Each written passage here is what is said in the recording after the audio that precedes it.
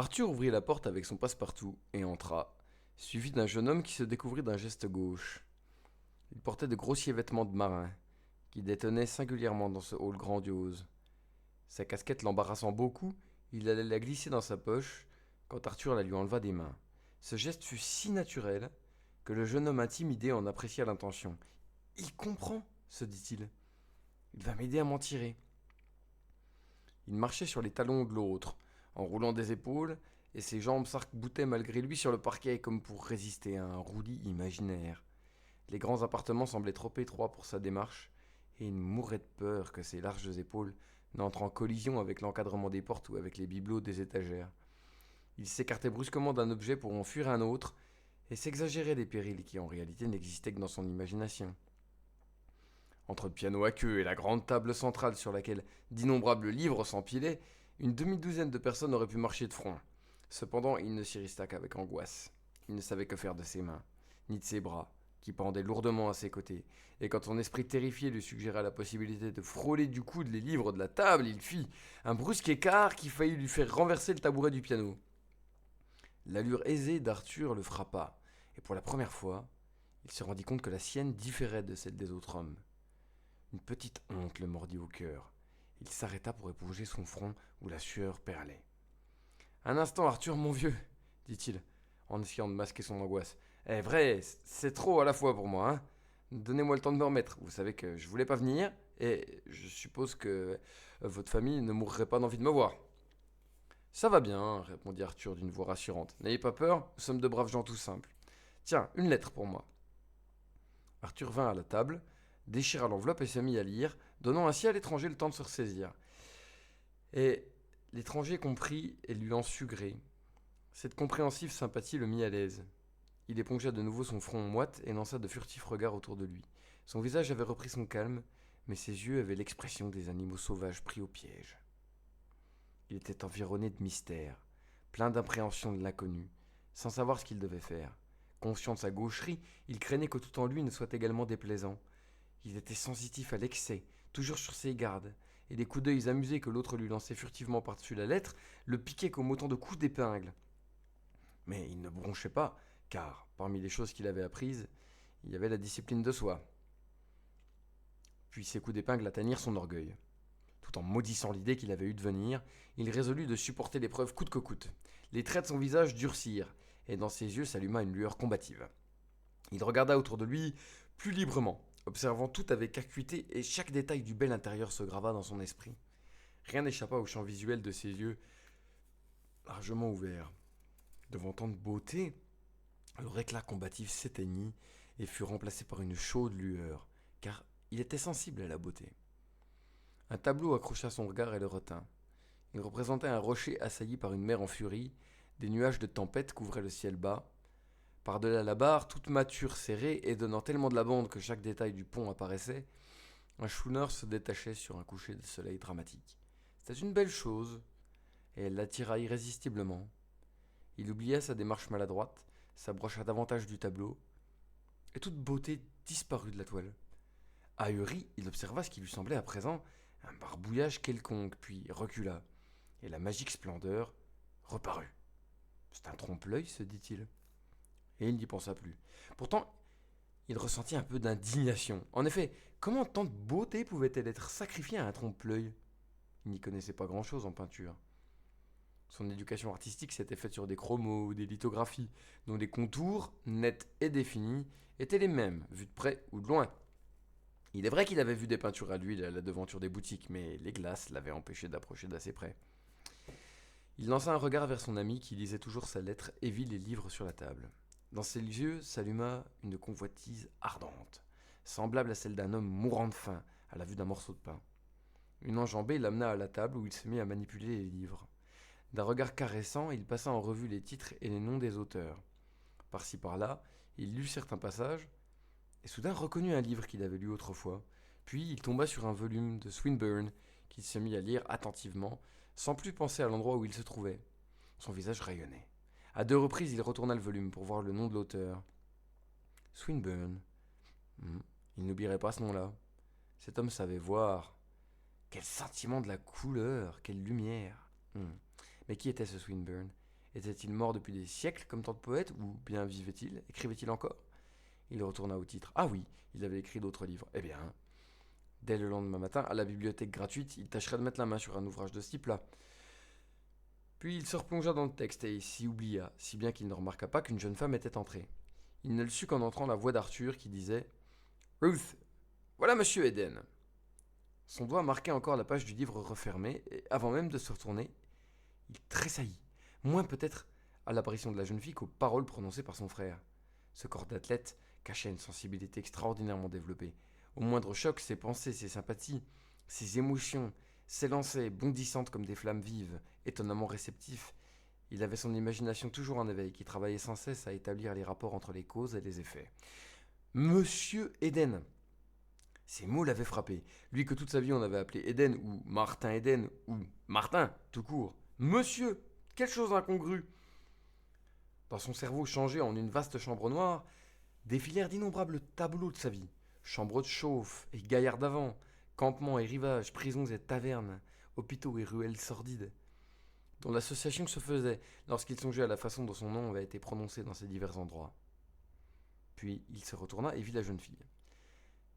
Les fantasmagories de son cerveau disparurent. C'était une créature éthérée, pâle, auréolée de cheveux d'or, aux grands yeux bleus immatériels. Il ne vit pas comment elle était vêtue, il vit seulement que sa robe était aussi merveilleuse qu'elle. Et il la compara à une fleur d'or pâle sur une tige fragile. Oh non, c'était un esprit, une divinité, une idole. Une aussi sublime beauté n'appartenait pas à la terre. Ou bien les livres avaient raison et il y en avait beaucoup comme elle, dans les sphères supérieures de la vie. Swinburne aurait pu la chanter. Peut-être pensait-il à un être semblable quand il écrivit son Iseult. Une surabondance de visions, de sentiments, de pensées l'assaillit à la fois. Il la vit tendre le bras et elle le regarda droit dans les yeux, en lui donnant une franche poignée de main, comme un homme. Les femmes qu'il avait connues ne donnaient pas la main ainsi. Par le fait, la plupart ne la donnaient pas du tout. Un flot de souvenirs l'envahit, mais il les chassa au loin et la regarda. Jamais il n'avait vu de femme semblable. Quand il songeait à toutes celles qu'il avait connues, pendant une seconde qui lui parut éternelle, il se figura être transporté au milieu d'une galerie de portraits. Au centre trônait l'image de Ruth, et toutes devaient subir l'épreuve de la comparaison. Il vit les chlorotiques visages des ouvrières d'usine et les filles niaises et bruyantes de South Market, les gardiennes de bétail des ranchs et les femmes basanées du vieux Mexico qui fumaient leur éternelle cigarette. Les japonaises les remplacèrent, de vraies poupées trottinant sur leurs socs de bois, puis les eurasiennes, aux traits délicats et dégénérés, et puis les filles des mers du Sud couronnées de fleurs, aux beaux corps bruns. Puis tout cela fut effacé par un fourmillement de cauchemars grotesques et terribles, et ce furent les abjectes créatures du trottoir de Whitechapel, traînant leurs savates, les mégères bouffies de djinns des mauvais lieux et la foule diabolique de ces harpies à la parole ordurière qui jouent le rôle de femelles auprès des matelots, proie facile, qui sont la raclure des porcs et la lie de la plus basse humanité. Vous ne voulez pas vous asseoir, monsieur Eden, dit la jeune fille. Je désirais vous voir depuis qu'Arthur nous a tant parlé de vous. Comme vous avez été courageux. Il fit un geste de dénégation et murmura qu'il n'avait rien fait du tout et que n'importe qui aurait agi de même. Elle remarqua que ses deux mains étaient couvertes d'abrasions non guéries encore, qu'une cicatrice barrait sa joue. Une autre sur le front se perdait dans les cheveux, une troisième disparaissait à demi sous le col empesé. Elle réprima un sourire à la vue de la raie rouge produite par le frottement du col contre le cou bronzé. Évidemment, il n'avait pas l'habitude de porter des cols durs. Son œil féminin enregistra également les vêtements bon marché, mal coupés, les faux plis du veston et ceux des manches, qui cachaient mal les biceps saillants. Tout en protestant qu'il n'avait rien fait du tout, il obéissait à son invitation et se dirigea gauchement vers une chaise en face d'elle. Avec quelle aisance elle s'asseyait. Ça lui était une impression nouvelle. De toute son existence, il ne s'était jamais demandé s'il était désinvolte ou gauche. Il s'assit soigneusement sur le bord de la chaise, très embarrassé de ses mains. Partout où il les mettait, elles étaient gênantes. Arthur quitta la pièce et Martin Eden le suivit d'un regard d'envie. Il se sentait perdu, tout seul dans ce salon, avec cette femme esprit. Il n'y avait, hélas, pas le moindre barman à qui demander des boissons. Pas de petit groom à envoyer au coin de la rue acheter une bouteille de bière, afin d'établir d'emblée un courant de sympathie. Quelle cicatrice vous avez au cou, monsieur Eden dit la jeune fille. Comment ça vous est-il arrivé? Dans une aventure, j'en suis sûr. Un Mexicain avec son couteau, mademoiselle, répondit-il. Il passa sa langue sur ses lèvres sèches et tourna pour s'éclaircir la voix. Dans une bagarre. Quand je lui ai enlevé son couteau, il a essayé de m'arracher le nez avec les dents. Bon, c'était mal dit, mais devant ses yeux passa la vision somptueuse de cette chaude nuit étoilée à Salinacros. La longue plage blanche, les lumières des steamers chargés de sucre, amarrés au port, les voix des matelots ivres dans le lointain, la bousculade des stevadores, la lueur féline des yeux des Mexicains, et puis soudain, la morsure de la scie à son cou, le ruissellement du sang, la foule, les cris.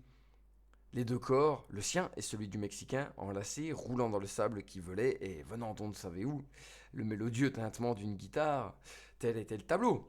Et il vibra en évoquant ce souvenir. L'artiste qui avait peint le schooner là-bas sur le mur, saurait-il aussi peindre ça? Il pensa que la plage blanche, les étoiles, les lumières des steamers seraient superbes. Et aussi, sur le sable, le groupe sombre entourant les combattants. Le couteau également ferait bien. Il brillerait dans un éclair sous la lumière des étoiles. Mais de tout ça, rien ne transparut dans ses paroles. Il a essayé de m'arracher le nez avec les dents, et, conclut-il. Oh, fit la jeune fille, d'une voix faible. Il remarqua la contraction de ses traits délicats. Lui-même ressentit un choc. Une rougeur d'embarras envahit ses joues hâlées. Son visage brûla comme s'il avait été exposé à la fournaise de la chaufferie. Évidemment, des rixes au couteau n'étaient pas des sujets de conversation pour une dame. C'était trop sordide. Dans ce monde-là, les gens dont parlent les livres n'abordent pas de sujets semblables, peut-être même les ignorent-ils. La conversation qu'il s'efforçait de faire démarrer subit un petit arrêt. Puis elle le questionna sur la cicatrice de sa joue. Il se rendit compte qu'elle faisait un effort pour se mettre à son niveau. « Je veux me mettre au sien », décida-t-il en pensée. « Ce n'est qu'un accident, dit-il en désignant sa joue. Une nuit, par grosse mer, le bout dehors du grand mât a été arraché, et puis aussi le palan. Le bout dehors était en fil d'acier, et il se tortillait en l'air comme un serpent. Tous les hommes de garde tâchaient de l'attraper. Alors je me suis jeté dessus, et je me suis esquinté. « Oh !» dit-elle, cette fois avec un accent de compréhension, mais dans le fond, son explication était de l'hébreu pour elle, et elle se demandait ce que pouvait être un bout dehors. Ce poète, Swinburne, reprit-il, suivant son idée, il y a longtemps qu'il est mort? Ah non, je ne l'ai pas entendu dire. Elle le regarda avec curiosité. Où avez-vous fait sa connaissance? Moi? Je ne sais même pas comment il est fait, mais avant que vous n'entriez, je venais de lire quelques vers de lui dans ce livre-là sur la table. Vous aimez la poésie? Alors elle se mit à parler avec vivacité et naturelle sur le sujet qu'il avait lancé.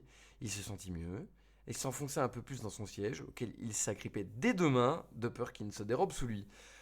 Enfin, il était parvenu à la faire parler, et pendant qu'elle bavardait, il tâchait de la suivre. Il s'émerveillait de toute la science emmagasinée dans cette jolie tête, et s'imprégnait de la pâle beauté de son visage. Il arrivait à la suivre, mais était gêné par l'élocution inconnue qu'elle employait, ses critiques, par le processus de sa pensée, toute chose qui lui était étrangère, mais qui cependant stimulait son esprit et le faisait vibrer. Ah, c'est ça la vie intellectuelle, se disait-il, la beauté intense et merveilleuse. Il s'oublia et la dévora des yeux. Vivre pour une femme pareille, pour la gagner, pour la conquérir, et mourir pour elle. Les livres avaient raison, de telles femmes existaient, et elle en était une.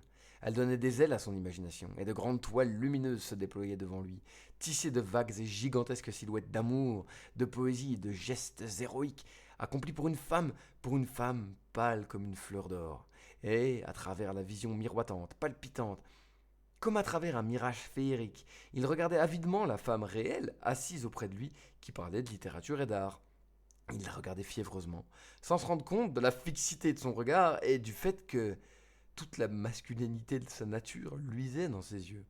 Mais elle, qui savait peu de choses des hommes, sentait la brûlure de ce regard. Jamais aucun homme ne l'avait dévisagé de cette manière. Et cela la troubla. Gênée, elle s'interrompit, au milieu d'une phrase. Le fil de ses idées était coupé net. Il l'effrayait, et en même temps elle trouvait agréable d'être regardée ainsi. Son éducation l'avertissait d'un danger et d'une tentation mauvaise, subtile, mystérieuse. D'autre part, parcourant tout son être, son instinct l'induisait à rejeter l'esprit de caste et à séduire cet habitant d'un autre monde, ce rude jeune homme aux mains abîmées, au cou marqué à vif par le frottement inaccoutumé d'un faux col et qui, trop évidemment, était souillé, dégradé par une pénible existence. Elle était pure et son sens de la propreté morale se révoltait. Mais elle était femme et elle commençait à apprendre les paradoxes de la femme. Comme je vous le disais, mais que vous disais-je donc? Elle s'arrêta court et rit de son étourderie. Vous disiez que cet homme, Swinburne, n'a pas été un grand poète parce que... Et vous n'êtes pas allé plus loin, mademoiselle, dit-il avec empressement. Il se sentit tout à coup une sorte de faim, et de délicieux petits frissons montaient et descendaient le long de son épine dorsale en écoutant le son de son rire. Ah, comme en argent, dit-il, comme un carillon de sonnette d'argent. Et à l'instant, et pour un instant seulement, il se sentit transporté dans un pays lointain, où sous des cerisiers en fleurs il fumait une cigarette, en écoutant les clochettes d'une pagode pointue, appelant à la prière les fidèles aux sandales de raffia. Oui, oui, merci, dit-elle. Swinburne nous déçoit, en somme, parce que, mon Dieu, il manque de délicatesse. Beaucoup de ses poèmes ne devraient même pas être lus. Un vraiment grand poète n'écrit pas une ligne qui ne soit pleine de vérité et ne s'adresse à tout ce qui est noble et pur en vous.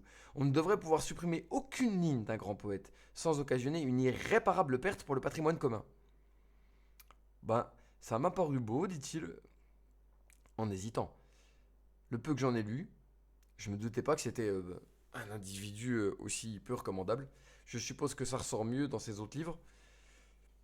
Dans le volume que vous lisez, il y a bien des choses qui auraient pu être évitées, dit-elle, d'une voix nette et dogmatique. Je dois les avoir manquées, affirma-t-il. Ce que j'ai lu était épatant. C'était lumineux, brillant, et ça m'a traversé, ça m'a chauffé, comme le soleil, et éclairé comme un projecteur. Ah bah voilà, c'est l'effet que ça m'a fait. Mais il se peut bien que je ne connaisse pas grand-chose à la poésie, mademoiselle. Il s'arrêta car il était gêné. Il était confus, terriblement conscient de son inaptitude à s'exprimer. Il sentait la grandeur, l'intensité de ce qu'il avait lu. Mais les mots n'obéissaient pas à sa pensée. Il ne pouvait décrire ce qu'il ressentait, et se compara lui-même à un matelot perdu par une nuit sombre sur une mer inconnue et manœuvrant à l'aveuglette. Eh bien, décida-t-il, c'était à lui de s'habituer à ce nouveau monde. Il n'y avait rien dont il ne fût venu à bout quand il le voulait, et il était temps d'apprendre à dire ce qu'il sentait en lui pour qu'elle le comprenne.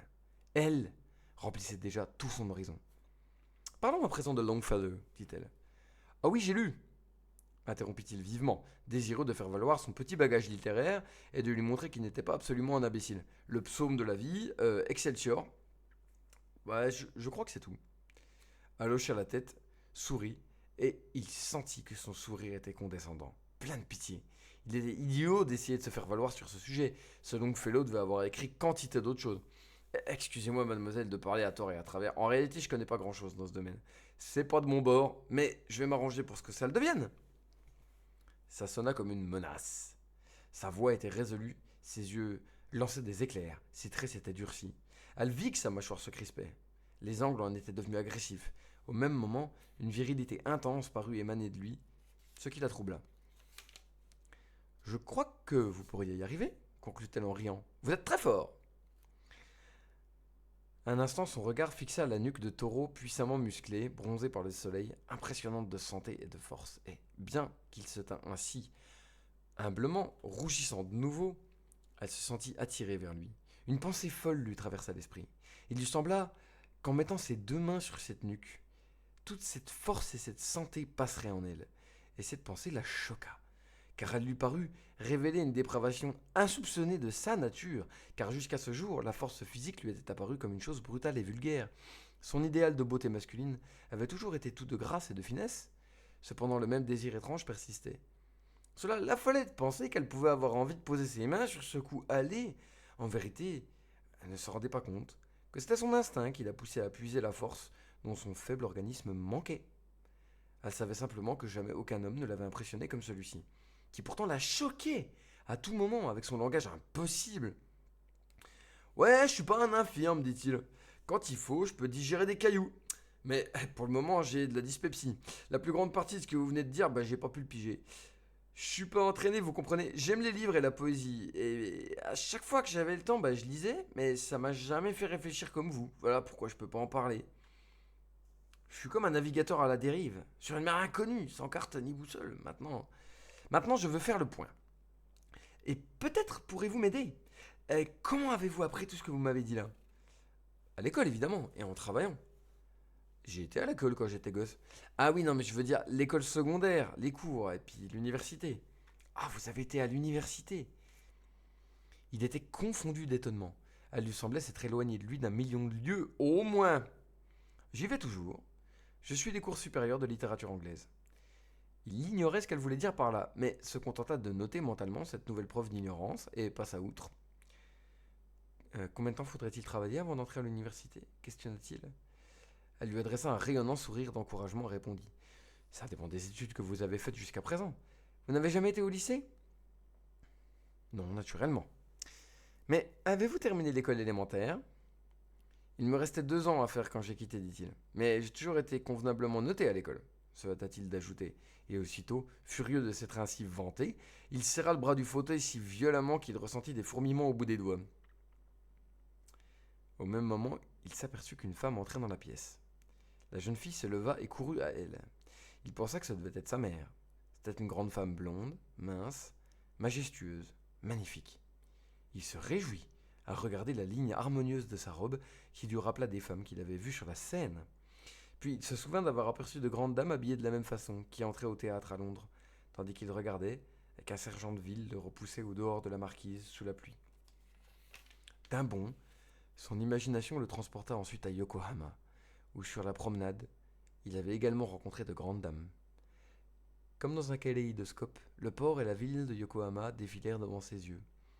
Mais il chassa vite cette vision, oppressé par les exigences de la réalité. Il savait qu'il lui fallait être présenté. Il quitta donc péniblement son siège, avec son pantalon qui faisait des poches aux genoux, ses bras ballants et son visage contracté par l'épreuve qui l'attendait.